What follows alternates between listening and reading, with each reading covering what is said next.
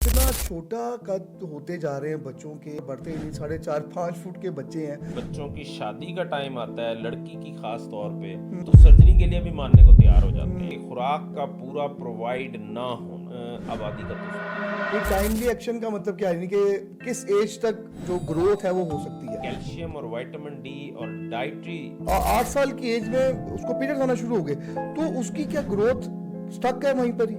कुछ अरसा तो ये ब्लेम होता रहा कि जनाब ये जो है ना ब्रायलर की वजह से हो रहा है। हाँ। वो जो ऑक्सीटोसिन का इंजेक्शन है वो हर फीमेल में भी मौजूद है। पहले तो वो गायनाकोलॉजिस्ट के पास जाती हैं तो वो उनको काफ़ी के कैल्शियम खुद दौड़ के हड्डियों में नहीं पहुंच जाता कि हम क्योंकि धूप वाले मुल्क में रहते हैं तो हमारा विटामिन डी इतना बेवकूफ़ नहीं है कि वो सन बाथ ले रहा है, वो सिर्फ अयाशी के लिए नहीं ले रहा होता। सबसे बड़ा इशू जो बैक पेन का, एक आईटी का प्रोफेशनल है, उसे 18 घंटे एक सिस्टम पे ही बैठना है। वो उसकी गर्दन नेक पेन है, बैक पेन है, ये ना हो।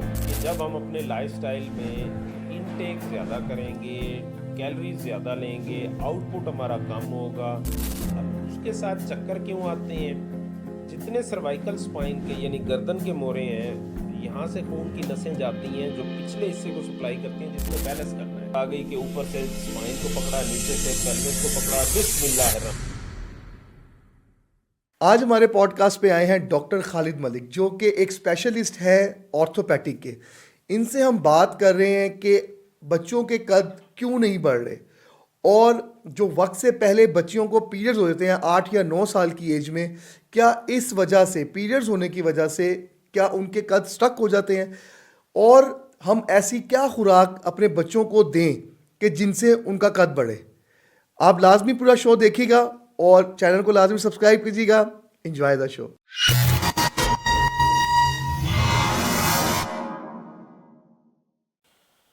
बिस्मिल्लाहिर्रहमानिर्रहीम।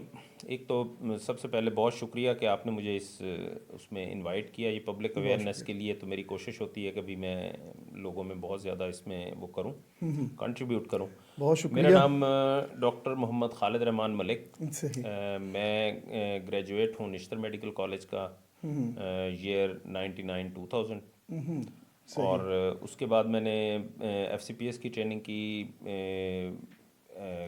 जो है शेख जैद हॉस्पिटल से लाहौर से। 2006 से 2009 तक फिर मैं सीनियर रजिस्ट्रार रहा जिन्ना हॉस्पिटल में। फिर उसके बाद मैं आर्म फोर्सेस जद्दा जो सऊदी हॉस्पिटल था वहाँ पे चला गया। Very good. ठीक। वहाँ पे मैंने कोई तकरीबन 8 से 10 साल वहाँ पे सर्व किया है। जितनी एडवांस ऑर्थोपेडिक्स है वो मैं अब कर रहा हूँ। तो यानी करंटली मेरा जो एक्सपीरियंस अगर आप ऑर्थोपेडिक के पॉइंट ऑफ व्यू से कहते हैं तो तकरीबन 24 इयर्स का है माशाल्लाह। Very good.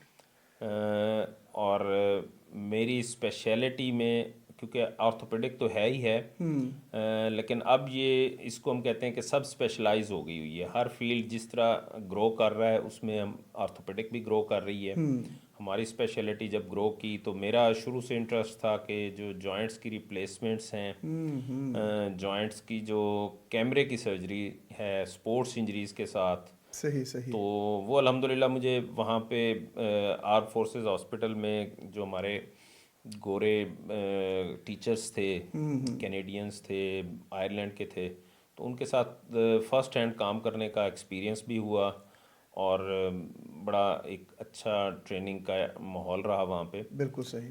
2018 में मैं वापस आ गया पाकिस्तान में और फिर मैंने एज असिस्टेंट प्रोफेसर कुछ अर्सा काम किया लाहौर जनरल हॉस्पिटल में। सही। करंटली मैं 5 साल से फातिमा जिन्ना मेडिकल यूनिवर्सिटी में एज एसोसिएट प्रोफेसर काम करता हूँ। माशाल्लाह। सही। और जौहर टाउन में होराइजन हॉस्पिटल है, वहाँ पे जितनी एडवांस ऑर्थोपेडिक्स है या ट्रामा रिलेटेड है या इवन बच्चों की भी ऑर्थोपेडिक की जो इश्यूज हैं उनकी कंसल्टेशन और सर्जरीज परफॉर्म करता हूँ। Very good. बिल्कुल सही। अच्छा, सबसे पहला जो आजकल बहुत ज़्यादा हमारे मुआशरे में घर करता जा रहा है चीज़, और माँ बाप स्पेशली बहुत परेशान है उस चीज़ से, बच्चों के जो स्पेशली क्या लड़के और लड़कियां दोनों का कद, वो इतना छोटा कद होते जा रहे हैं बच्चों के, 5 फुट से तो ऊपर बढ़ते ही नहीं, 4.5-5 फुट के बच्चे हैं। तो वो आगे की जनरेशन क्या और मज़ीद छोटी होती जाएगी, या इसका कोई हल है कि नहीं? अच्छा, इसमें जो आपका बड़ा पर्टिकुलर सवाल है ये यानी वो जिसे कहते हैं ना कि नीड ऑफ द टाइम है, पेरेंट्स एग्जैक्टली। कंसर्न हैं।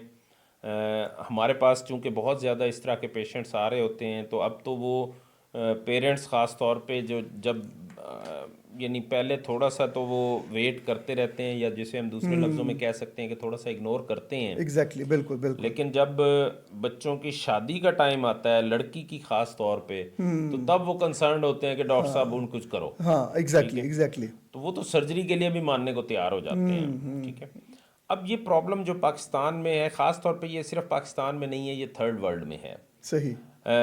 अगर आपने लफ्ज़ इसका सुना हो, जो कि हमारे ex prime minister Imran Khan साहब बहुत ज़्यादा इसको वो करते थे, कि स्टंटेड ग्रोथ है पाकिस्तान में। और बिल्कुल बिल्कुल स्टंटेड बिल्कुल। ग्रोथ की जो रीज़न है वो है कि खुराक का पूरा प्रोवाइड ना होना। सही।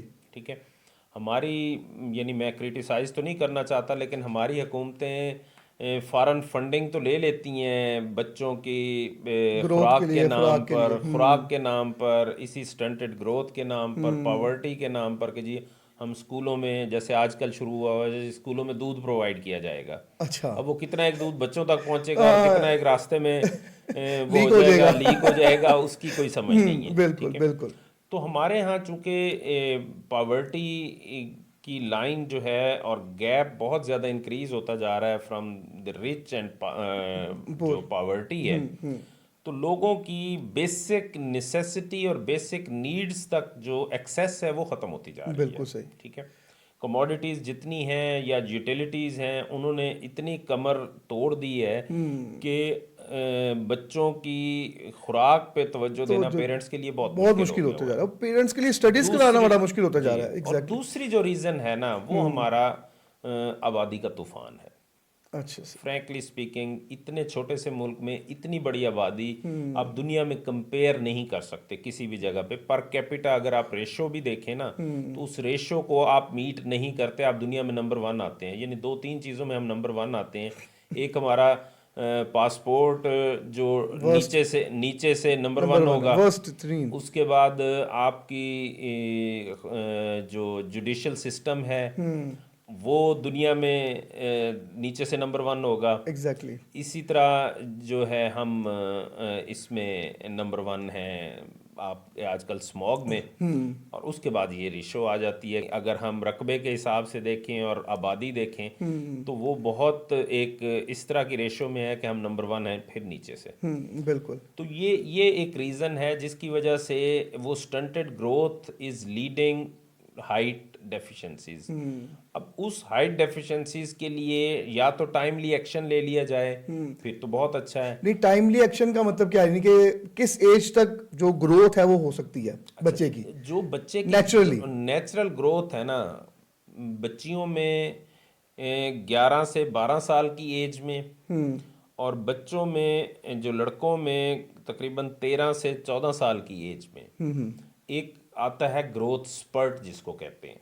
अच्छा। ठीक है, उससे पहले पहले अगर कैल्शियम और विटामिन डी और डाइटरी रिक्वायरमेंट उसकी पूरी हो, तो उस ग्रोथ स्पर्ट का मकसद ये होता है, अगर मैं आम फहम में या आम ज़बान में कहूँ, तो उसमें ये है कि जो उनकी समझ लें कि जिनसी लेवल पे जो उनकी पिबर्टी आ रही है, जिसमें वो नौजवानी में दाखिल हो रहे हैं, यानी सही। बच्ची में पीरियड्स का आना और बच्चे में कोई हेयर्स या सेकेंडरी सेक्स करैक्टर्स डेवलप हो जाना, बिल्कुल। इससे ये जब एज आती है तो साथ ही एक हार्मोन रिलीज होता है जो कि ग्रोथ हार्मोन, वो यकदम उसने बोन्स को वो करना है लेंथी।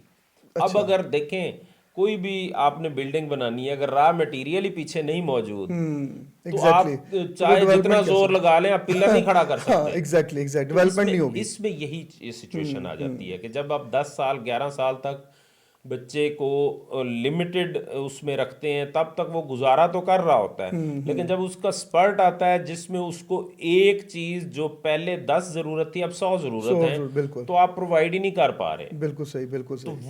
वो एक एग्जैक्ट एक वो है।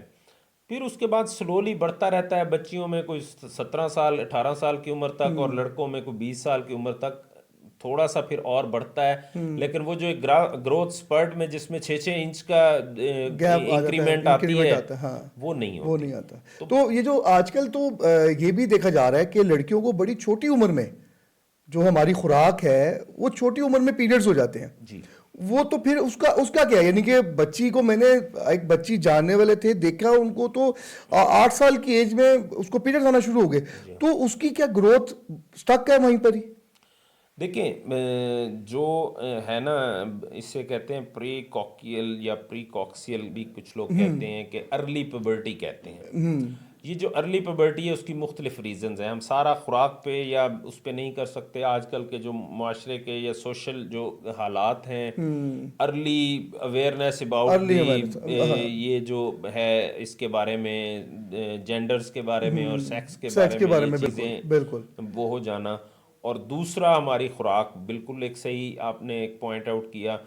कुछ अरसा तो ये ब्लेम होता रहा कि जनाब ये जो है ना ब्रायलर की वजह से हो रहा है। हाँ एग्जैक्टली, ठीक मैं है, भी अगला यही सवाल करने लगा था। ये ब्रायलर की वजह से हो रहा है। हाँ, अब ब्रायलर को काफ़ी अरसा तो मूरद इल्ज़ाम ठहराया गया, अच्छा, लेकिन अल्टीमेटली जो दूसरी चीज़ आई, जो कि मेरे जो कुछ लोग हैं वो इस पे मेरे साथ इख्तलाफ या नाराज़गी का इजहार भी करेंगे, वो है दूध।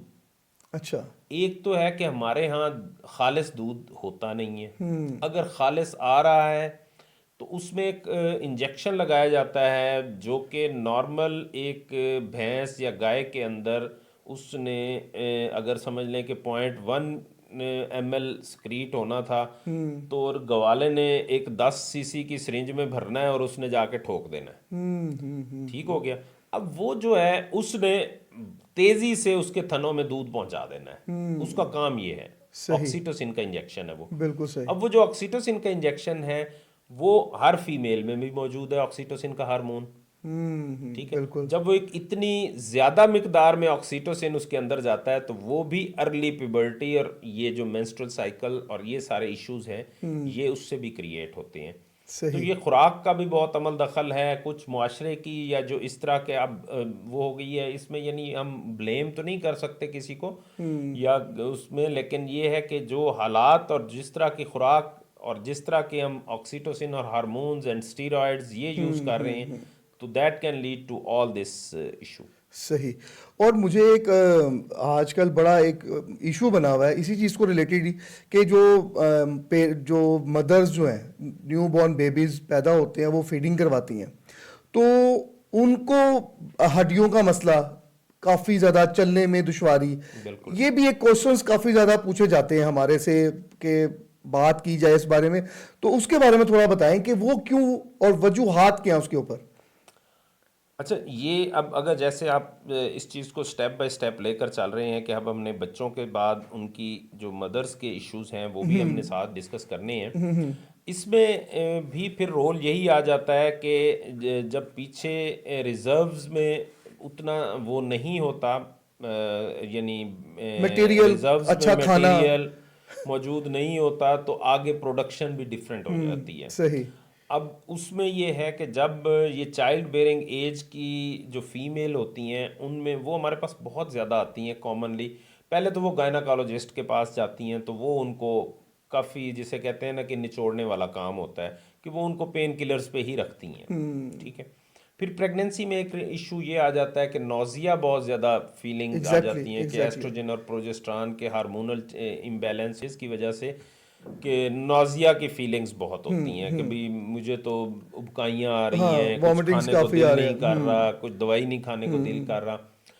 अब पहले रिजर्व्स होते नहीं हैं प्रेगनेंसी में, आप ना कैल्शियम ले रहे हैं, ना विटामिन डी ले रहे हैं, ना अपनी प्रोटीन पूरी कर रहे हैं। एक चीज़ बड़ी क्लियर करने वाली है कि कैल्शियम खुद दौड़ के हड्डियों में नहीं पहुंच जाता। एग्जैक्टली, बिल्कुल, उसको ले जाने के लिए जो उसका समझ लें कि अगर हम सादी ज़बान में कहें, जो उसकी रेडी या उसका ट्राला है ना, वो एल्ब्यूमिन है, वो प्रोटीन है। बिल्कुल सही। तो आप अगर प्रोटीन साथ लेंगे और फिर कैल्शियम को इस्तेमाल करेंगे तो कैल्शियम उस जगह तक पहुंचेगी जहां उसकी ज़रूरत है। यानी कि प्रोटीन्स आपकी बॉडी में होने चाहिए जी हाँ। एक अच्छी मिकदार में, जी हाँ। देन आप उसको जो आपके विटामिन हैं वो आप तक पहुंचाएं, कैल्शियम जो है पहुंचाएगा हड्डियों तक। जी। तो जो अगर हम थोड़ा सा उसकी बात करके देख लें कि प्रोटीन्स जो प्रेग्नेंट वुमेन के लिए सबसे ज़रूरी प्रोटीन्स क्या है हमारे लिए कि उसको दी जाए? प्रोटीन जो है वो सबसे जो बेस्ट हैं वो तो गोश्त में होती हैं, ठीक है, जिसमें रेड मीट है, वाइट मीट है, फिर दालें आ जाती हैं, ठीक। उनमें भी प्रोटीन्स होती है, कुछ बीन्स हैं, नट्स हैं, इनके अंदर भी प्रोटीन्स की खासी मिकदार मौजूद यानी कि होती है। ये चीज़ें खा के जी, आप अपने घर पे अंडे रेमेडीज आप अंडे का बना लें। इस्तेमाल है, यानी ये डाइट से करने वाली चीज़ें हैं, बिल्कुल सही। इसमें कोई सप्लीमेंटेशन की ज़रूरत नहीं है। यानी कि अगर कोई कहे लेने के लिए तो ना लीजिए, पहले डाइट के ऊपर तवज्जो डाइट दी के जाए। ऊपर ही जी, हाँ। आपने इसको यानी ये इतनी जैसे, यानी अगर बात थोड़ी सी साइड पे हो जाएगी, जैसे माँ के दूध जैसा डब्बे का दूध नहीं हो सकता, जो एग्जैक्टली, मर्जी बिल्कुल कर लें। बिल्कुल ठीक बिल्कुल हो गया, बिल्कुल बिल्कुल। चाहे वो जितना एक्सपेंसिव होगा, चाहे आप $1000 का भी ले आएंगे ना, हाँ, वो तो वो उसकी उसका वर्थ नहीं बनेगी जो मदर फीड की है। एग्जैक्टली वो ठीक है, नेम बदल दिए इसी हैं। तरह जो नेचुरल रेमेडीज हैं या नेचुरल चीज़ें हैं, उनसे वो करना, अपने आप को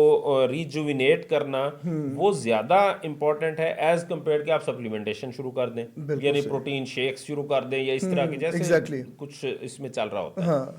अब जो चाइल्ड बेयरिंग एज में मदर्स आती हैं, उनमें कैल्शियम का सप्लीमेंट साथ लेना ज़रूरी है।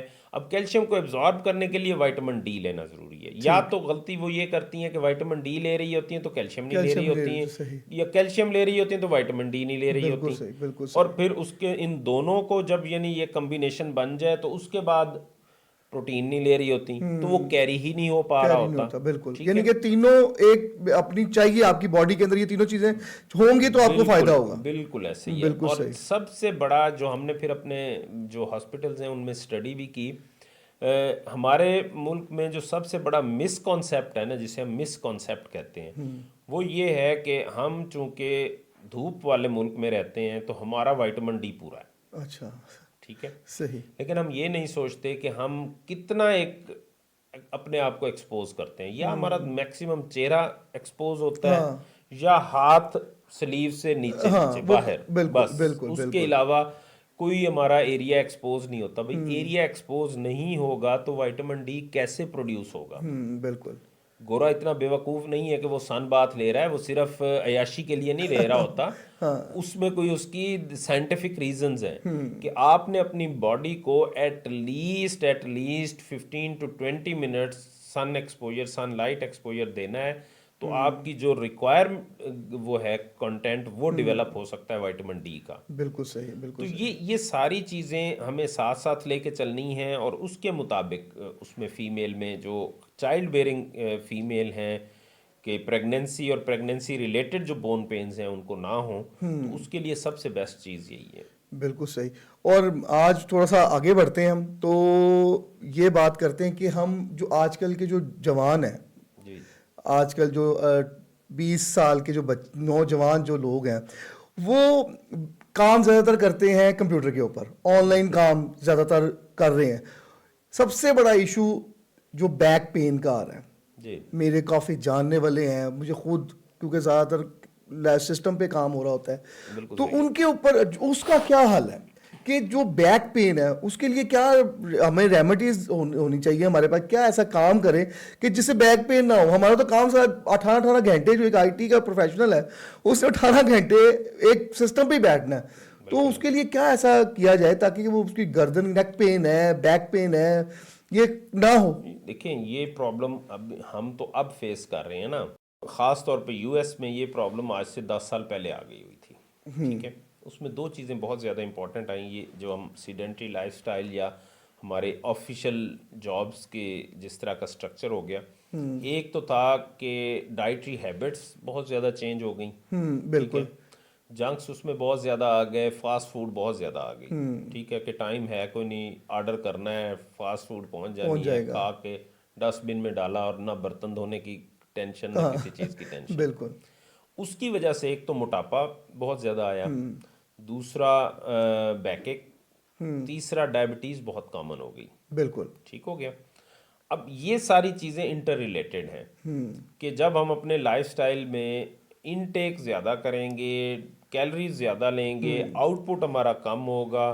अब जैसे आपने अभी खुद ही इस बात की वो की कि 18-18 घंटे बैठ के अगर आपने सिस्टम पे काम करना है तो 6 घंटे या तो आप सोएंगे या आप अपनी फिजिकल एक्टिविटी कर पाएंगे, तीसरा तो कोई एक्टिविटी करने का कोई वो नहीं बिल्कुल है। बिल्कुल तो बिल्कुल फिजिकल एक्टिविटी बिल्कुल लिमिटेड हो गई हुई है और वर्कलोड बहुत ज़्यादा बहुत हो ज़्यादा गया हुआ है। है बिल्कुल फिर हमारे पोस्चरल चेंजेस हैं, पोस्चर हमारी हैं, हमारी जो चेयर्स हैं वो बहुत ज़्यादा कंफर्टेबल नहीं है, हमारी कोई बहुत ज़्यादा कंड्यूसिव एनवायरनमेंट नहीं है। बिल्कुल यानी मेरा ज़ाती इसमें ये है कि अगर जैसे आजकल को वर्किंग प्लेसेस बने हुए हैं कि आप शेयरिंग पे ऑफिसेज ले सकते हैं, वो सारा कुछ को वर्क प्लेस है, वहाँ उसकी बेसमेंट में एक जिम होना ज़रूरी है कि सही एवरीबॉडी हैज़ द मेंबरशिप या फ्री उसको वो दें कि जो फिजिकल एक्टिविटी है ना, दैट इज़ द की।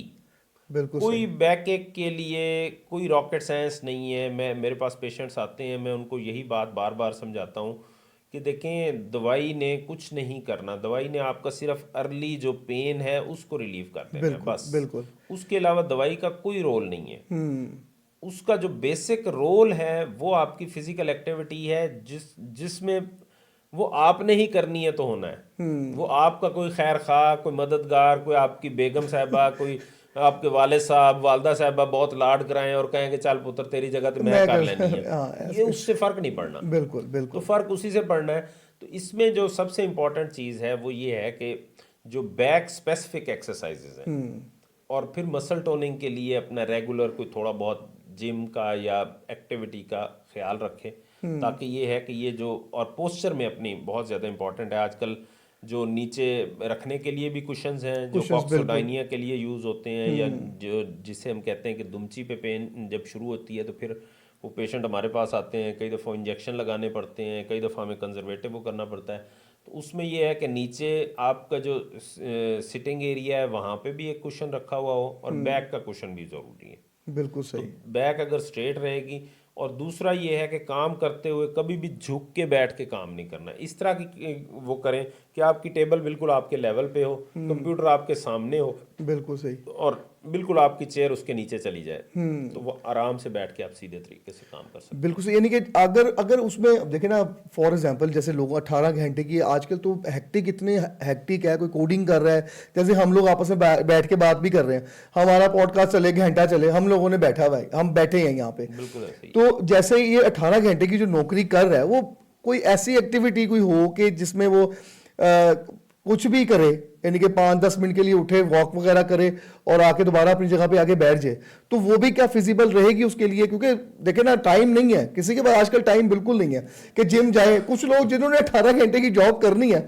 वो कैसे अपना टाइम इतना निकाले कि यार मैं जाके 1 घंटा भी निकालूं अपने लिए। जब अपने पे जब जवानी जब होती है ना, तो इंसान के ऊपर तो बंदा ये चीज़ें अपने पे बड़ा जुल्म कर लेता है, लेकिन आफ्टर 30-40 फिर वो पता लगता है कि यार ये मैंने गलत काम किया। कोई ऐसा कोई तदबीर हो, कोई ऐसा काम हो जो हम कर ले, थोड़ा सा बंदा निकले, उठे, 2-4 मिनट की वॉक करे, क्या ऐसा हो सकता है? चलें देखें, सबसे इम्पोर्टेंट ये है कि अगर तो आप अपने बिजी स्केड्यूल से टाइम नहीं निकाल सकते, तो एक चीज़ बड़ी इंपॉर्टेंट है कि नथिंग और no one is inevitable in this world. ये फीलिंग लेकर अगर कोई बंदा काम कर रहा है या जॉब कर रहा है कि यार मैंने ये काम ना किया तो पता नहीं होएगा कि नहीं होएगा, कंपनी ने देख जाए, ठीक है, आपको मिनिमम मिनिमम 15 मिनट ज़रूर अपने लिए निकालने हैं। सही चाहे 15 से 20 मिनट, आधा घंटा हो जाए, आधे घंटे की वॉक हो जाए, दैट इज़ द बेस्ट, सही ठीक है, लेकिन 15 मिनट निकालने हैं। बिल्कुल सिंपल सी एक्सरसाइजेज होती हैं, वो आपको, यानी अगर आप मेरे चैनल पे भी जाएंगे तो वहाँ पे भी देख सकते हैं सही कि वहाँ पे ये इस तरह की गाइडेंस मौजूद होती हैं कि किस तरह की बैक को केयर करने के लिए कौन सी फिज़िकल एक्टिविटी आपने करनी है, जो कि ऑफिस में भी हो सकती हैं, घर में भी हो सकती हैं, रात को सोने से पहले हो सकती हैं, सुबह बेड छोड़ने से पहले हैं। अच्छा, एक जो सबसे ज़्यादा आजकल जो इश्यूज मेरे साथ भी बेसिकली चला काफ़ी अर्सा, और फिजियोथेरेपिस्ट के पास भी मैं गया, काफ़ी 10-15 दिन लगाए मैंने, मुझे बैक की पेन हुई। यानी कि वो बैक की पेन, ये तीसरे या चौथे मोहरे के अंदर कोई इशू हुआ जिससे मेरी आर्म के अंदर पीछे से ऐसे करके आर्म के अंदर आ रहा था और यहाँ तक पेन आ रही थी मुझे। बिल्कुल सही। तो वो मैं फिर पहले ऑर्थो के पास गया, उन्होंने मुझे रिकमेंड किया कि you have to go to physiotherapist. तो उन्होंने मुझे 10 दिन का ट्रीटमेंट दिया। तो मैं तो सीरियसली कहूँगा मुझे बिल्कुल फ़र्क नहीं पड़ा। उन्होंने जो मुझे एक्सरसाइजेज दी थी, जैसे आपने कहा कि टिक कर ले, ये एक्सरसाइज कर ले, तो वो मैंने करता रहा। तो मुझे वो मुझे अभी भी पेन होती है उस चीज़ की, तो वो पेन की वजह से सवेर मुझे वो पेन थी कि मुझे उन्होंने कॉलर के लिए भी कहा, मैंने कॉलर भी लगाया। और जैसे मैं अगर कोई राइड कर रहा हूँ, बाइक चला रहा हूँ, गाड़ी चला रहा हूँ, तो मुझे अगर कोई उसमें कोई धचका आता था, जंप आता था, तो मुझे चक्कर आते थे प्रॉपर। यानी कि एक दफ़ा तो मैं मिसेस के साथ था, तो मुझे जंप आया तो मैं बिल्कुल घूम गया। और मैंने यानी कि चक्कर इतना स्वेर था वो कि वो साइड पे बाइक लगाई और मैंने जाके गिर गया, यानी कि इतना स्वेर वो था। तो ये बेसिकली मेरे साथ हुआ। तो ये क्या वजूहत है कि इतना स्वेर होने से क्या चक्कर वगैरह आना, या कोई और भी कोई रीज़न है इसके पीछे? ये पहले होता था कोई बिफोर 1 साल पहले ये मसला मुझे था, लेकिन अल्हम्दुलिल्लाह अब ऐसा इशू नहीं है। तो फिर पहले ये जो इशू हुआ था कि अब भी मैंने काफ़ी दोस्तों से पूछा कि वो उनके हार्ट की तरह पेन आती है, और जब उन्होंने जाके चेकअप वगैरह करवाया तो आपके मसल्स कमज़ोर हैं, आपके पिछले तीसरे या चौथे मोहरे में इशू है। उसके बारे में बताएं आप हमें। उसमें ऐसे है कि जी, एक तो जो सबसे इम्पोर्टेंट चीज़ है कि एक दफ़ा आप डायग्नोज हो गए हैं कि आपको सर्वाइकल स्पॉन्डिलोसिस है। सर्वाइकल स्पॉन्डिलोसिस जो है वो मोरों के दरमियान, जो एक तो मोरों के साथ जो मसल्स लगे होते हैं, अगर मैं आपको सादा ज़बान में समझाऊं तो जो एक टेंट भी लगा होता है या बांस लगे होते हैं, तो उसके साथ रस्सियां लगी होती हैं, तो आप उसको टाइट करते हैं तो वो बिल्कुल अपने स्ट्रेट पोजीशन में रहता है। एग्जैक्टली बिल्कुल। इसी तरह अल्लाह ताला ने ये जो मोरे बनाए हैं, ये एक दूसरे के ऊपर ऐसे पड़े हैं, ठीक है। अगर इनके साइड पे वो जो स्ट्रिंग्स हैं या मसल्स हैं वो अगर वीक होना शुरू हो जाएंगे, तो ये किसी ना किसी पोजीशन में, एक साइड का वीक होगा तो दूसरी साइड पे घूम जाएगा, दूसरी साइड का होगा तो ये पहली साइड पे आके थोड़ा टेढ़ा हो जाएगा। सही। तो ये बेसिकली मोरों का टेढ़ापन होता है। अब उसके साथ चक्कर क्यों आते हैं? जितने सर्वाइकल स्पाइन के यानी गर्दन के मोरे हैं, यहाँ से खून की नसें जाती हैं जो पिछले हिस्से को सप्लाई करती हैं, जिसने बैलेंस करना है। तो जब वो बहाव में कमी आती है तो फिर सेरिबेलम का जो यानी बैलेंसिंग का हिस्सा है ब्रेन का, वो भी अपना फंक्शन थोड़ा सा वीक कर देता है, जिसकी वजह से चक्कर और बैलेंसिंग के इश्यूज आ जाते हैं। तो ये जो आजकल एक थेरेपी चल रही है कोरियन में, मैंने ज़्यादातर देखी है, वो जो आप उसको आप स्पेसिफिक वर्ड कहेंगे उसका, जो वो जैसे यहाँ पे फिजियोथेरेपी करते हैं कि वो उसके ऊपर दबाव कर डालते हैं। लेकिन एक और है वो जो जिसमें वो जो जिसे कहते हैं आप पटाखे निकालते हैं, गर्दन यूं घुमाते हैं, कड़ाके जिसे कहते हैं हम। तो वो भी एक एक्सरसाइज आई हुई है, क्या वो हमारे बॉडी के लिए कैसी है वो, जिसमें वो कहते हैं कि यार हम एडजस्टमेंट कर रहे हैं, जोड़ों को एडजस्टमेंट करते हैं उनको बेसिकली?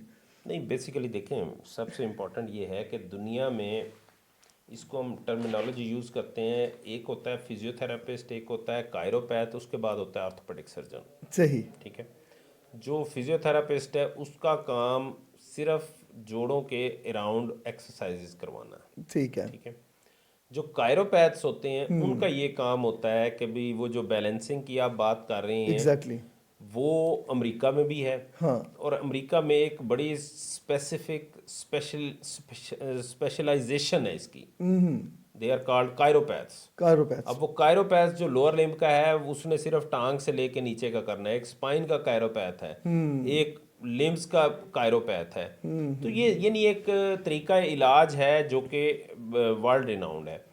अब उसको बगैर ट्रेनिंग के करना, जो कि यहाँ पे हमारे जिसे कहते हैं ना कि लगे हुए हैं सारे। हाँ हाँ ठीक है। हाँ, बेसिकली मैं यही पूछना चाह रहा था कि यहाँ पे जो है, यहाँ पे जो लगे हुए हैं, देखें वो बात फिर वहीं पे आ जाती है कि जी मेरे दादा करते थे, उसके बाद मेरे अब्बा जी करने लग गए, अब मैं कर रहा हूँ। हाँ, जो दुनिया में सिस्टम ऑफ एजुकेशन या सिस्टम ऑफ ट्रीटमेंट है ना, उसे हम कहते हैं कि EBM। ठीक है। तो ये टर्मिनोलॉजी है कि जी एविडेंस बेस्ड मेडिसिन। सही। भाई मैं कहता हूँ कि मैंने जी 1000 ऑपरेशन कर लिए हैं, वो कहते हैं कि जी आपने 1000 नहीं, आपने 1 लाख किए होंगे, लेकिन आपने डाटा कितनों का पब्लिश किया है? सही। आपने लोगों को क्या बताया है कि जी मैंने ये तरीका इलाज या जिससे मैं कर रहा हूँ अपने मरीजों का इलाज, उसमें देखें ये कॉम्प्लिकेशन भी नहीं है, ये कॉम्प्लिकेशन भी नहीं है, ये कॉम्प्लिकेशन भी, और सक्सेस रेट ये है। सही, वेरी, बिल्कुल। Either you have to prove it, या दुनिया आपको डिसप्रूव कर देगी। लेकिन ये अपने अंदर एक हॉल के अंदर चले जाना कि जनाब मैं आई एम द बेस्ट, हाँ। और आप कोई रेफरेंस मांगे तो वो आपसे अफेंड हो जाए, तो ये जो सीना बसीना या विरासत है ना, वो हमारी जैसे सियासत में चलती है, इसी तरह हमारी पहलवानी में भी चलती है। हाँ, तो उसकी वजह से अब ठीक है, दादा शायद कुछ करता होगा, दादे के दौर में इतनी अवेयरनेस नहीं अवेयरनेस, थी, बिल्कुल, कोई टेक्नोलॉजी नहीं कॉम्प्लिकेशन थी। हो भी जाती सी तो बाबे नु कहते सन नहीं नहीं यार बाबे दा की कसूर, अल्लाह दे इंजी अल्लाह लिखी दे, सी। हाँ हाँ, बिल्कुल। हमारे मुल्क में या हमारे मजहब ने इतनी हमें एक जिसे कहते हैं ना कुशन प्रोवाइड किया हुआ है कि हम जो कुछ गलतियां अपनी नेग्लिजेंस से भी करते हैं, ठीक बिल्कुल। है, जिसमें बाइक पे बगैर हेलमेट के जाना और उसके बाद अगर गिर के हेड इंजरी हो जाए तो अल्लाह दी मर्जी। हाँ, तो भाई बिल्कुल। प्रोटेक्टर प्रोटेक्टर यूज करो। प्रोटेक्टर यूज करने के लिए ही हैं। बिल्कुल। गाड़ी में एयर बैग्स का ना होना, ब्रेक्स का ना प्रॉपर होना, गाड़ी की मेंटेनेंस ना होनी, अल्लाह दी मर्जी। हाँ, बिल्कुल। मैं इसका सिंपल ये कहता हूँ कि आपके मुल्क में पिछले 5 साल में कुछ 6 जहाज गिर चुके हैं। उन एमरेट्स, इत्तेहाद, कतर, सऊदी, पिछले 40 साल में एक नहीं गिरा। बिल्कुल। ठीक है, वो यार इतने अल्लाह की मर्जी से आता है तो उत्थे कोई नहीं। हम बिल्कुल, हम बिल्कुल। अपने कुशंस को यूज करते हैं, मिस यूज करते हैं ना, बिल्कुल, हम बिल्कुल। मजहब के कुशन को वो टू पैसिफाई आर सेल्फ हम वो यूज करते हैं, बिल्कुल। यूटिलाइज करते हैं। इसी तरह ये है कि कायरोपैथ जो दुनिया में है वो एविडेंस बेस्ड है, सही। वो कर रहे हैं तो वो किसी तरीके से सर्टिफाइड है। Koreans they are certified, Americans they are certified certified. Chiropaths. वो मैनिपुलेशंस करते हैं। अब मैनिपुलेशंस का जहाँ पे मैंने मैंने कुछ ऑर्थोपेडिक सर्जन्स भी हैं हमारे जो कि बहुत इस वक्त रिनाउंड हैं, आपके पाकिस्तान के बेस्ट ऑर्थोपेडिक सर्जन्स में काउंट होते हैं। उन्होंने भी कुछ ऐसा ये प्रैक्टिस शुरू की, अच्छा। स्पाइन सीधी करने वाली, ठीक है, और वो ही बात आ गई कि ऊपर से स्पाइन को पकड़ा, नीचे से पेल्विस को पकड़ा, बिस्मिल्लाहिर्रहमानिर्रहीम, ठीक हो गया। सही। बहुत से लोग ठीक भी हो जाते थे, ठीक है। फिर ये हुआ कि 2-4 मरीज निचला धड़ फालिज ज़दा भी हो गया। तो देखें, बगैर ट्रेनिंग के किसी चीज़ को देखा देखी कर लेना और फिर उसके बाद कहना कि यार बस ये तो ठीक है हो गया, तो वो चीज़ें ऑब्जेक्शनेबल हैं। सही। बट कायरोपैथी इज़ डेफिनेटिव ट्रीटमेंट है, लेकिन कीपिंग द व्यू कि वो बड़ी एक लिमिटेड और जिस अंदाज में उसकी रिक्वायरमेंट हो और प्रॉपरली इन्वेस्टिगेटेड हो। अगर एक मोरा ही ख़राब है, हाँ। खुदा ना खास्ता मोरे की टीबी है, तो तुसी कहो कि जी बैक एक मैंने हर किसी तो पिछले ਨੂੰ मोड़िया सी तो वो ठीक हो गया सी, तो इन्हू भी मोड़ना ही है, तो आप उस मोरे को तोड़ ही देंगे ना, बिल्कुल, जो बिल्कुल। पहले ही बीमारी ज़्यादा है। तो इसलिए प्रॉपर इन्वेस्टिगेशन के बाद अगर कोई करता है तो इट्स ओके। बिल्कुल सही। अच्छा, एक ना ये भी एक इशू था कि मेरा एक दोस्त था, उसका साथ ये हुआ मसला कि वो गिरा और उसको बैक पे पेन यानी कि चोट लग गई। उसने इस चीज़ का तवज्जो नहीं दी, तो उसकी अब उसको जब पेन इंक्रीज होती गई, तो अब उसको उसने जब सीटी स्कैन करवाया, स्कैन वगैरह करवाया, तो उसको उससे पता लगा कि उसकी जो मोरा जो था वो एक डैमेज हो गया, और वो डैमेज होने से कोई वहां से कोई वेन्स निकल आई। उसका इलाज क्या ऑपरेशन ही है या उसके अलावा कोई और भी इलाज है इसका? अच्छा, इसमें जो आपके उससे सवाल से रिलेटेड मैं आपको बता दूं कि रिसेंटली मैंने कोई यानी गवर्नमेंट सेक्टर में भी और प्राइवेट में भी केसेस किए हैं जिनमें स्पाइन के फ्रैक्चर्स के साथ पेशेंट हमारे पास, रोड ट्रैफिक एक्सीडेंट है, स्पाइन का फ्रैक्चर हो गया, किसी में निचला धड़ वीक भी हो जाता है, बावल ब्लैडर कंट्रोल यानी पेशाब पखाने का कंट्रोल मुश्किल हो जाता है, तो उसको हमने ऑपरेट किया। तो देखें, जो ट्रामा से रिलेटेड होता है ना, जो इंजरी, उसको क्लासिफाई करने की ज़रूरत होती है कि ये कितने % है। जैसे मैं पहले कह रहा था कि मेडिसिन जो है ना वो एविडेंस बेस्ड है। दुनिया ने कहा कि जनाब 50% हाइट से ज़्यादा अगर मोरा डैमेज है तो आपको फिक्सेशन करनी है, सर्जरी के बगैर कोई गुजारा नहीं है। सही। 50% से कम है, तोड़ फोड़ उसमें कम है, तो आप उसको कंजर्वेटिव ट्रीट कर सकते हैं अगर न्यूरोलॉजिकल डेफिसिट नहीं है तो। सही। ठीक है।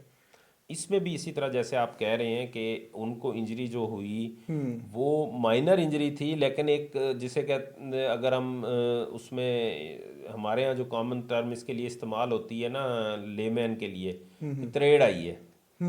ठीक है।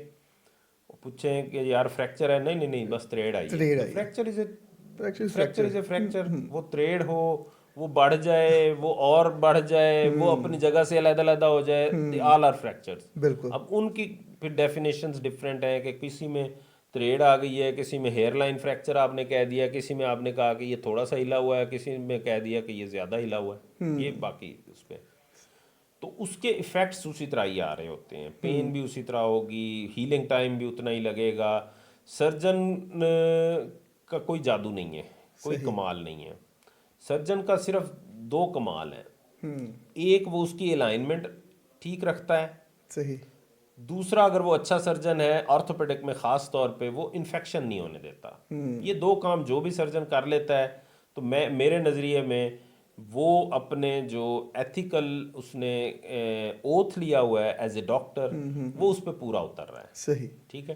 कि वो उसमें एफर्ट करता है कि जी इन्फेक्शन ना हो, और वो एफर्ट करता है कि यार अलाइनमेंट जो अल्लाह ताला ने जो बना के भेजी है, देखें 100% कोई बंदा नहीं कर सकता, ये बिल्कुल। अल्लाह की ज़ात ही है। 100% वो 90% तक कर लेता है तो वो बेस्ट है, अचीवमेंट पूरी वो है। बेस्ट है।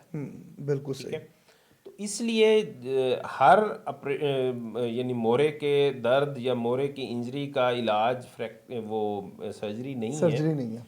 कुछ में कंजर्वेटिव ट्रीटमेंट्स हैं, कुछ उसके बाद फर्दर जब डिस्प्लेसमेंट्स ज़्यादा होती हैं तो फिर हमें सर्जिकल या नॉन सर्जिकल की तरफ देखना होता है। बिल्कुल सही।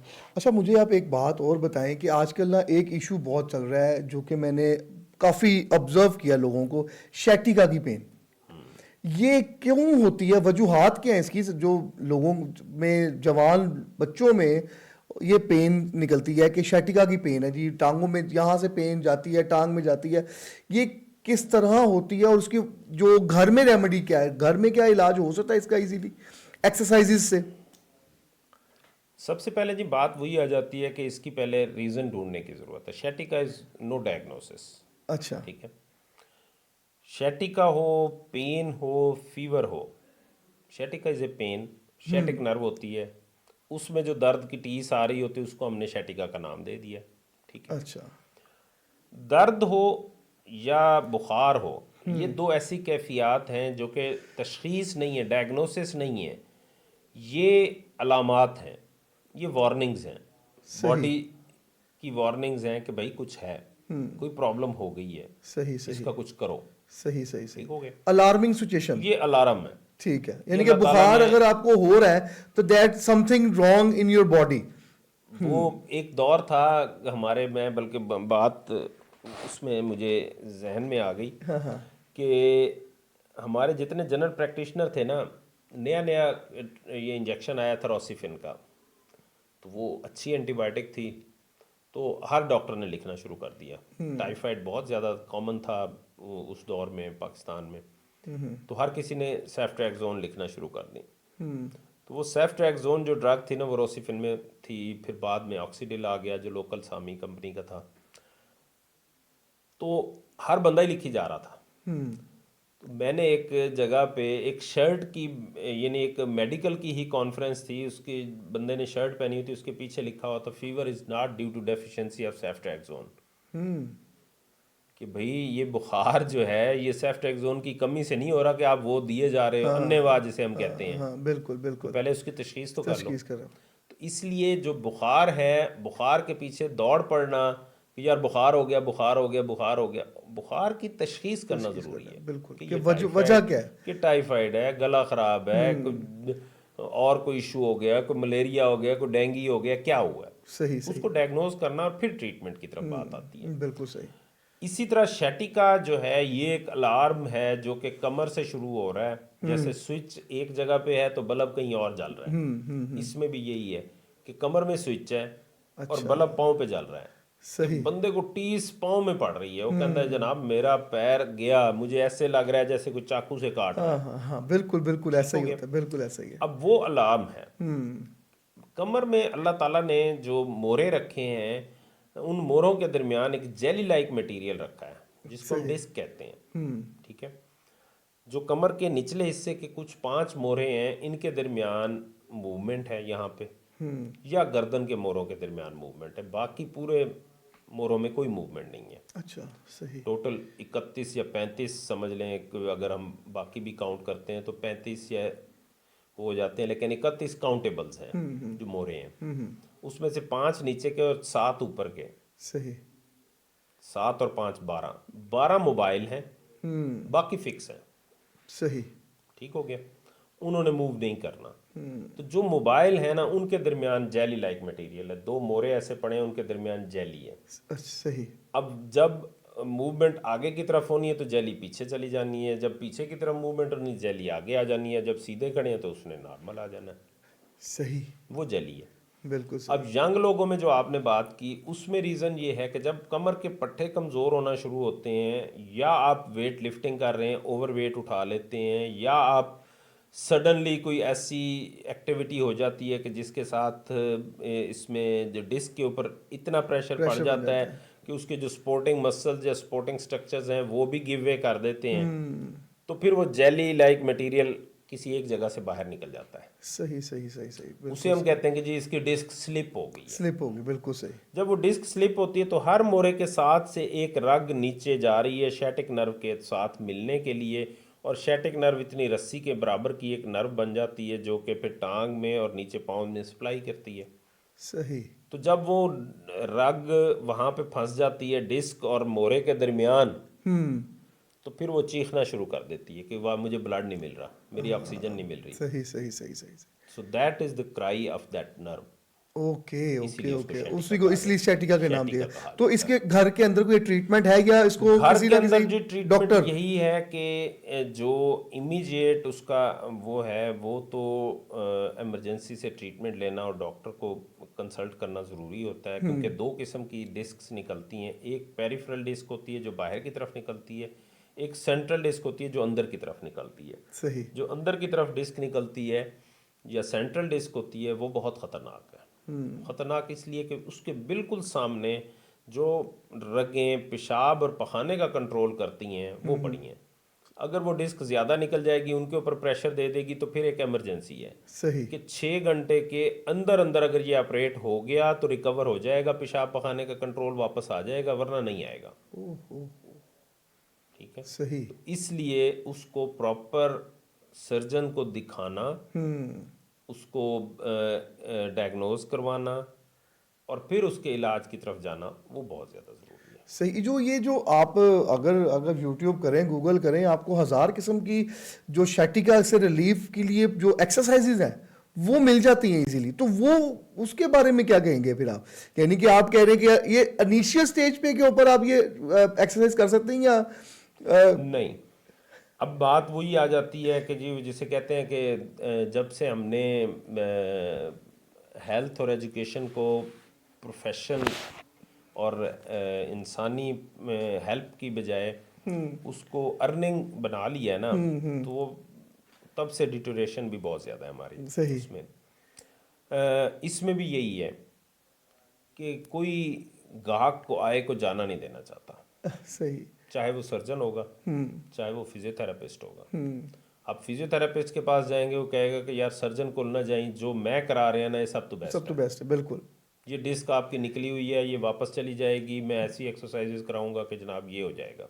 बिल्कुल। ठीक है, सर्जन के पास आप जाएंगे वो कहेगा कि जी इमरजेंसी हो गई, आप दाखिल हो जाएं। हाँ बिल्कुल बिल्कुल। अब मुआशरे में प्रॉब्लम ये हो गई हुई है कि to find an honest person, honest surgeon या ऑनेस्ट डॉक्टर कि जो कि आपको ऑनेस्टली अल्लाह को हाजिर नाज़र जान के मशवरा दे, वो बहुत कम हो गए हुए हैं। Exactly. सिंपल सी बात बिल्कुल, है कि मेरा यानी अपना बेटे का भी इशू हुआ तो मैंने 4 डॉक्टरों से कंसल्ट किया। बीइंग ए डॉक्टर मेरे कोलीग्स खुद सर्जन्स हैं, मैंने खुद सर्जरी में काम किया हुआ है, सही। फिर भी मैंने 4 डॉक्टरों से कंसल्ट किया और उसके बाद मैं किसी जो आगे कॉन्फिडेंस करके गया। कोशिश होती है, यानी मैं नहीं ये कहता कि भी मैं कोई फरिश्ता बैठा होता हूँ, लेकिन मैं ये ज़रूर कहता हूँ कि जी आप किसी और से मशवरा करना चाहते हैं तो मुझे कोई इतराज़ नहीं है। बिल्कुल सही। ये आपका हक भी है, आपने वो करना है। गवर्नमेंट सेक्टर में ऑप्शंस बता देते हैं कि जी ये हो सकता है, ये नहीं हो सकता, वो आप मेरे से करवाना चाहें, वो किसी और से करवाना चाहें। बिल्कुल इसी तरह मेरी कोशिश होती है कि आई बिलोंग टू लिया, तो सही। मैं अपने होम सिटी में फोर्टनाइटली जाता हूँ, एवरी सेकंड वीक। और मुझे अब वहाँ पे 5वां साल है। वहाँ से मैं यानी कोई अर्निंग के पॉइंट ऑफ व्यू से नहीं जाता।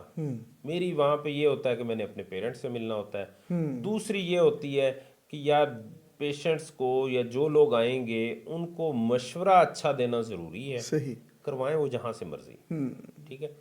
उसकी वजह ये है कि इस वक्त पूरे पाकिस्तान का तो मैं नहीं कह सकता, मैं लाहौर में काम करता हूँ, तो लाहौर में तो ये बहुत ज़्यादा एक ट्रेंड है टाउट सिस्टम का, कि मेरे रेफरेंस का कोई बंदा आया है, मैंने उसको आगे किसी के पास चिपकाया, मैं कि यार 10,000 मेरे भी रख लें। एग्जैक्टली, ये बहुत बहुत कॉमन है। ठीक है। एग्जैक्टली। वो जिसे कहते हैं ना कि भाई यार आवन ते छिछड़े लिकावन वाला हिसाब होता है। क्योंकि मैंने बाहर काम किया है, तो बाहर इस तरह की चीज़ों को ना बड़ा बुरा समझा जाता है। मोरालिटी में वो हमसे कहीं आगे कहीं है। आगे, एग्जैक्टली, बिल्कुल। हम बैठ के जो मर्जी तनकीद कर लें, ਅਸੀਂ तो सिर्फ स्टोरियां ते अपने दीन ਨੂੰ चला रहे हैं, सीधी जी गल है।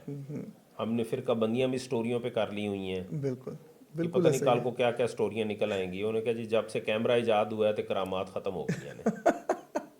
सही। सिंपल सी बात है। बिल्कुल सही, आपको बिल्कुल कोई सही। रिकॉर्डेड करामात नहीं नजर आती। वो कहते सन जनाब वो फिलाना जड़ा है ना दीवार तोड़ देंदा सी ते फिलाना पानी ते तुर पैंदा सी। अब वो खत्म हो गई है। ਉਹਨੇ ਕਿਹਾ ਫਰਾਂਸ ਦੇ ਵਿੱਚ कैमरा ईजाद होया तो उन्होंने बस ਉਹਨੂੰ गालां ही कढ़ियां ने। हाँ, बिल्कुल बिल्कुल, ये क्योंकि माइक पड़ा है रियलिटी आपके सामने, रियलिटी। जब रियलिटी में पहले आया शुरू में, हाँ, तो मौलविया ने किया कि जनाब ये तो गधे की आवाज़ है, ये नहीं इस्तेमाल करना। तो लेकिन उसे आज जहाँ पे साउंड सिस्टम ठीक ना हो, मौलवी उठ के मोल टुर उठ जाता के है। चला जाता है। हाँ, बिल्कुल ठीक बिल्कुल है। ऐसा ही है। लोगों के घरों से आपने टीवी उतरवा दिए, तुड़वा दिए, ਹੁਣ ਕਹਿੰਦੇ मस्जिदां च भी लाओ कि साडा चैनल आ गया। हाँ, यूट्यूब आ गई है, वहाँ वो देखो, बिल्कुल बिल्कुल ऐसा ही है। तो ये हम असल में बेसिक प्रॉब्लम ये है कि हम मोरालिटी के बहुत लोअर लेवल पे हैं। उसकी वजह से ये प्रॉब्लम्स आती हैं। सही। बस हम अपने उसको वो करना चाहते हैं, उसी मोरालिटी में हम भी मुआशरे का हिस्सा हैं, डॉक्टर्स ऑफ कम्युनिटी भी। तो ये सारी चीज़ें जब हम देखते हैं तो सिर्फ वहाँ पे जाने का मकसद यही होता है कि यार मशवरा मुनासिब दे दो कि यार ये काम आपका होना है। आपको लगता है कि यार मैं नहीं कर सकता, आप मेरे से ना करवाएं, बिल्कुल आप सही। कहीं से जाके करवाएं। इसका जवाब मैं चाहता हूं कि अब अभी सोशल की उसकी बात हो रही, मोरालिटीज की बात हो रही थी, इसी बारे में मैं कहूंगा कि जो सोशल जो आजकल जो क्या कहते हैं मेडिसिन कंपनीज जो होती हैं वो पैसे देती हैं कि उनकी मेडिसिन बेचो। शायद आप जवाब दें तो बाकी डॉक्टर हजरात पता नहीं क्या वो बात करेंगे तो पैसे देते हैं, वर्ल्ड टूर लगाते हैं, गाड़ियां गिफ्ट करते हैं, घरों में एसी लगवाते हैं, ये चीजें सब कुछ देती है मेडिसिन कंपनी एक सर्जन को, एक डॉक्टर को, चाहे वो मोहल्ले का डॉक्टर ही क्यों ना हो। उसने छोटा सा क्लिनिक, छोटा सा फार्मेसी खोल के बैठ गया, एक कमरे का ही उसका क्लिनिक है, लेकिन उसने एक छोटी सी फार्मेसी बना ली कि यार यहां से मेरी दिहाड़ियां लगेंगी।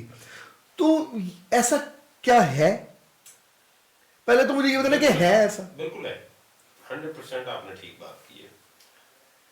बात फिर वहीं पे आ जाती है कि जी मोरालिटी, मैं उसकी अगर आप छोटी सी एग्जांपल इसको आप मोरालिटी के इस इतबार से या हमारे मुआशरे के इतबार से आप बात करना चाहें, मैं फिर बात करता हूँ तो कई दोस्त मेरे से अनॉयड हो जाते हैं। जिस हॉस्पिटल में मैंने काम किया वो जीसीआई एक्रेडिटेड हॉस्पिटल है, और जेसीआई अमेरिकन एक्रेडिटेशन की का ऐसा बेस्ट इदारा है कि जिस हॉस्पिटल के साथ जेसीआई लिखा होता है, पाकिस्तान में आगा खान है या अल-शिफा है या पीकेएल है, तो लोग आंखें बंद करके उस हॉस्पिटल में चले जाते हैं कि जी यहाँ बेस्ट ऑफ द बेस्ट इलाज होगा। सही। ठीक हो गया। मैं जब वहाँ पे वो करता था तो हमारे पास फिलिपीनीज काम करती थी हाउसकीपिंग, कोई सुपरवाइजर नहीं उनके ऊपर। लेकिन आप ये देखें कि अगर ये माइक उसने साफ करना है तो ये केबल उसने आके हर दफा साफ करनी है। नजर आ रही है कि यार ये ठीक है, साफ है, लेकिन फिर भी तो मैंने एक दिन उससे पूछ लिया, मैंने कहा no one is supervising you, why you are so particular about all this stuff. So talk what you mean. Why someone should supervise me? This is my job. I have to do it. वाह। ठीक है। आप और मैं अपने गिरबान में हम झांके कितने % हमारी कम्युनिटी के लोग हैं या हमारे पाकिस्तान के लोग हैं जो इस कॉन्सेप्ट से काम करते हैं। I will say no, no no, not a single one, no, you can not find. बिल्कुल बिल्कुल ऐसा ही है। इसी तरह ये है कि कंपनियों की ये है मोरालिटीज के हमारे लेवल्स। ठीक है, मोरालिटी बिगिंस फ्रॉम होम वाला हिसाब होता है ना। कंपनीज देती हैं, हम डॉक्टर्स लेते हैं। कंपनीज से जब हम बैठ के डिस्कस करते हैं, मैंने पर्सनली डिस्कस किया है, तो वो कहते हैं कि जनाब डॉक्टर साहब 100 रुपए की दवाई बनती है तो उसमें से 30 रुपए हमारा एक्सपेंस होता है। ठीक है, 70% में से 20% हमारा मुनाफा होता है, 50% हमने डॉक्टर पे लगाना होता है। ठीक हो गया। तो जितनी कंपनी बैक्ड एसी आपके ट्रिप्स आपके वो, और ये फ्रैंकली स्पीकिंग मैं कॉन्फ्रेंस पे जाता हूँ, अगर वो कॉन्फ्रेंस पे मुझे स्पॉन्सर करते हैं ना, 5 लाख रुपए उन्होंने मेरे स्पॉन्सरशिप पे लगाया है कॉन्फ्रेंस पे, तो वो एक्सपेक्ट कर रहे हैं कि आप 50 लाख का बिजनेस देंगे और वो आपकी नेक पे है। ਉਹ ਜਿਹਨੂੰ ਕਹਿੰਦੇ ਆ ਪੰਜਾਬੀ ਨਾ ਉਹਨਾਂ ਨੇ ਤੁਹਾਨੂੰ ਕਾਣਾ ਕਰ ਲਿਆ ਹਾਂ, ਹੁਣ ਤੁਸੀਂ ਮਜਬੂਰ ਹੋ। बिल्कुल। तो ये बिल्कुल ही हकीकत है कि मेडिसिन कंपनी से डॉक्टर्स बहुत ज्यादा ब्राइब होते हैं। वो जिसे कहते हैं कि रिश्वत लेने वाला जो होता है ना, वो जब एक दफा ले लेता है फिर उसके बाद वो कहता है कि चल यार हूं ते ले ही नहीं। मर्डरर जो होता है वो कहता है जी एक कत्ल का भी फांसी है, 100 भी कर ले फिर भी फांसी है। बिल्कुल। तो वो उसकी एक हैबिट्स में आ जाता है। तो हमारे डॉक्टर्स कम्युनिटी में भी ये चीज नॉर्म्स एंड हैबिट्स में चली गई हुई है। दो उसकी मैं सिर्फ जस्टिफिकेशंस नहीं दे रहा, ठीक है, लोगों की एक्सपेक्टेशंस की बात कर रहा हूँ। हॉस्पिटल्स में कुछ हमारे हाथ बंधे होते हैं सिस्टम की वजह से कि एक ड्रिल जो 10 यानी 1.5 लाख रुपए की आनी है, वो अगर मैं सिस्टम में से जाके लूंगा तो वो आएगी 4 लाख रुपए की। The time lapse is almost 6 months। तो वहां पे मैं थोड़ा सा जस्टिफाइड रहते हुए ये करता हूँ कि मैं कंपनी वालों से ले भी लेता हूँ, और फिर उसको यही होता है कि हम जो रूटीन में अनजस्टिफाइड मेडिसिन्स ना लिखें, कुछ कम से कम स्पूरियस ड्रग्स ना लिखें। कोई यार कम से कम पेशेंट को कुछ तो फायदा हो ना। एक विटामिन डी जो अच्छी कंपनी का है वो 300 रुपए का कैप्सूल आ रहा है, तो आप अगर किसी से ब्राइब लेके, किसी से पैसे लेके, किसी से शेयर लेके या किसी से ट्रिप लेके आप 500 रुपए वाला लिखते हैं और जिसका पता है कि यार ये कंपनी भी अच्छी नहीं है, तो वो जस्टिफाइड नहीं है। बिल्कुल आपको इंडिकेशन है, मैंने ये सिप्रोफ्लॉक्सासिन नहीं लिखनी, मैंने ये लिख देनी है, लेकिन यार कम से कम उनका पाकिस्तान की अच्छी कंपनियां भी हैं। बिल्कुल जरूरी नहीं है कि आपने इंपोर्टेड ही लिखनी है। बिल्कुल। लेकिन अच्छी कंपनियों की भी अगर आप लिखते हैं और वो उनके पास एक for the sake of educational fund होता है, उसमें से अगर वो इसको वार्ड की वो करते हैं तो then I feel it justified. Otherwise कोई जस्टिफिकेशन इंडिविजुअल के लिए कोई जस्टिफिकेशन नहीं। बिल्कुल सही। बहुत बहुत शुक्रिया डॉक्टर साहब आपका आने का, आपका वक्त देने का। आपसे इंशाल्लाह दोबारा मुलाकात दोबारा होगी, थोड़ी सी और डिस्कशन करनी है इसके बारे में, बाकी इंशाल्लाह नेक्स्ट आपसे पॉडकास्ट करेंगे। बहुत शुक्रिया।